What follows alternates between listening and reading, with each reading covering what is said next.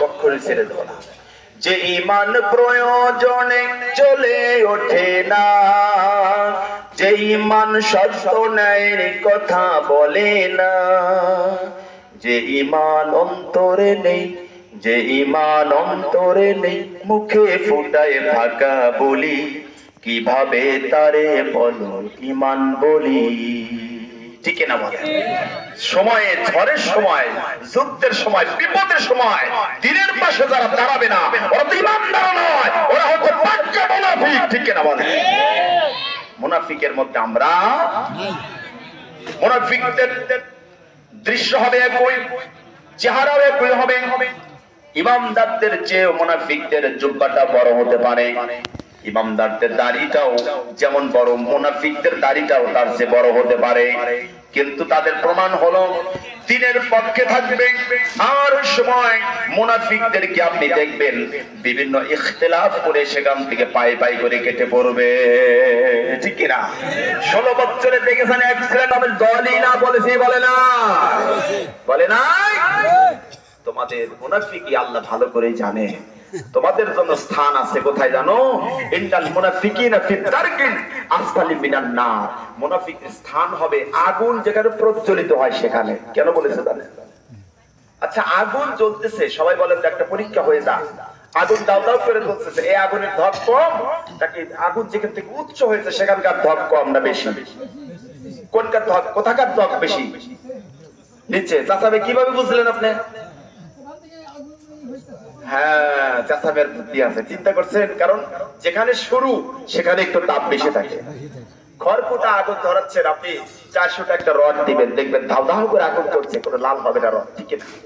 কিন্তু কামারের হাপড়ের মধ্যে এতটুকু আগুন, ওখানে বাতাস দিয়ে জ্বালানো হচ্ছে, প্রজ্বলিত করা হচ্ছে, আর সেখানে দেওয়ার সাথে সাথে লোহাটা লাল হয়ে যায়। ঠিক না? মুনাফিকদের সেই যেখানে প্রজ্বলিত করা হচ্ছে সেখানে দেবে। ঠিক না? কারণ রাসূল বলেছে আমার ইসলামের যে ক্ষতি করেছে একমাত্র মুনাফিকরা যে ক্ষতি করেছে, কাফের বেঈমানরা এই ক্ষতি করতে পারে না। ঠিক না? এই যে আল্লাহর নবী মুনাফিকের জানাজায় গিয়েছিলেন, মুনাফিকের জানাজার কাফনের জন্য নিজের জুব্বা দিয়েছিলেন। এরপরে নবীজি জানাজার জন্য চলে গিয়েছিলেন। আল্লাহ রাব্বুল আলামিন আয়াত নাযিল করে দিয়ে জানিয়ে দিলেন মুনাফিকদের জানাজার পাশে আপনি কখনো দাঁড়াবেন না। আপনি যদি মুনাফিকের জন্য 1 নয় 2 নয় 70 বার যদি আপনি জানাজা করেন, দোয়া করেন, আমি আল্লাহ পাক একটা দোয়া আপনার কাছ থেকে আজকে কবুল করব না। নাউযুবিল্লাহ। নাউযুবিল্লাহ। এই মুনাফিকের কাতারে কি আমরা থাকতে চাই?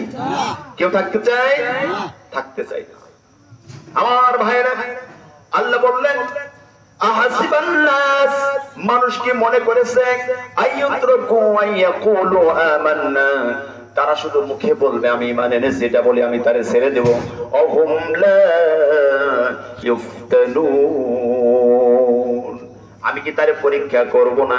কেন পরীক্ষা করবেন? অতীতেও পরীক্ষা করেছেন। আল্লাহ বলেছেন আমি আদম আলাইহিস সালাম থেকে শুরু করে পরীক্ষা করে আসতেছি এক পর্যন্ত, বিশ্বনবী পর্যন্ত, এত যত যারা ঈমানের দাবি করেছে আমি তাদের প্রত্যেককে ঈমান নামক সার্টিফিকেট দেওয়ার জন্য আল্লাহ আমি কঠিন রোগে আক্রান্ত, আল্লাহ আপনি রহমানুর রহিম, তার মানে আমাকে শেফা দিয়ে দেন। কখন করেছেন দোয়া জানেন?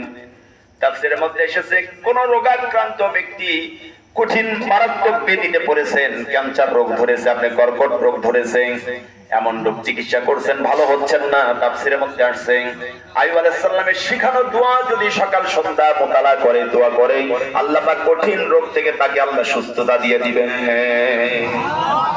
আন্নী মাসানিয়া দুররু ওয়া আনতা আরহামুর রাহিমিন, এই দোয়াটা ইমাম সাহেবের কাছ থেকে বের করে নেবেন ইনশাআল্লাহ।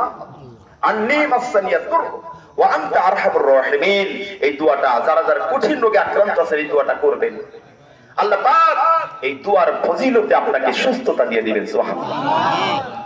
1 নয় 2 নয় 2.5 বছর আইয়ুব আলাইহিস সালামের পা থেকে মাথা পর্যন্ত ঈমানের সার্টিফিকেট দেওয়ার জন্য পরীক্ষা করলেন। এমন পরীক্ষা করলেন, পা থেকে মাথা পর্যন্ত পছন্দ দিয়ে দিলেন। এমন ঘা হয়ে গেল, শুধু ঘাই নয়, ঘায়ের মধ্যে আবার নতুন করে পোকাও তৈরি হয়েছে, ঠিক কিনা বলেন?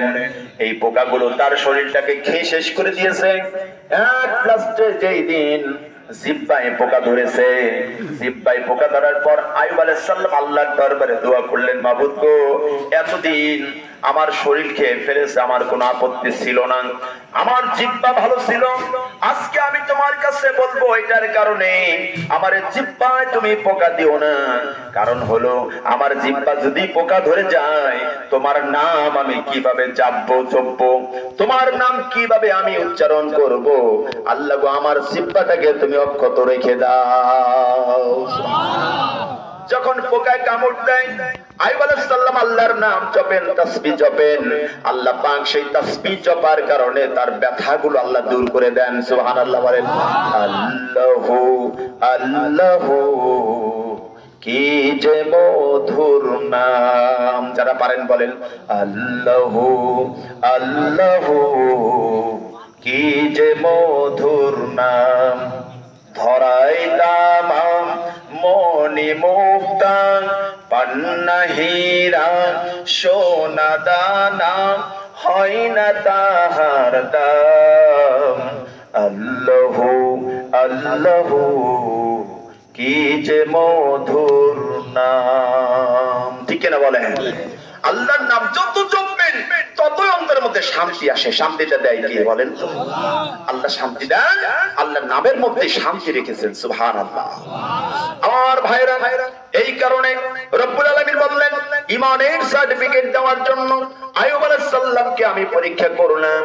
আইয়ুব আলাইহিস সালাম 18টা বছর পরে যেই দিন জিহ্বায় পোকা ধরলো, আইয়ুব আলাইহিস সালাম দোয়া করলেন, আমার জিহ্বাটাকে আল্লাহ অক্ষত করে দাও, কারণ এই জিহ্বা দিয়ে তোমার নামটা আমি বারবার জপবো। আল্লাহ গো, আমার জিহ্বা ভালো করে দাও। আল্লাহ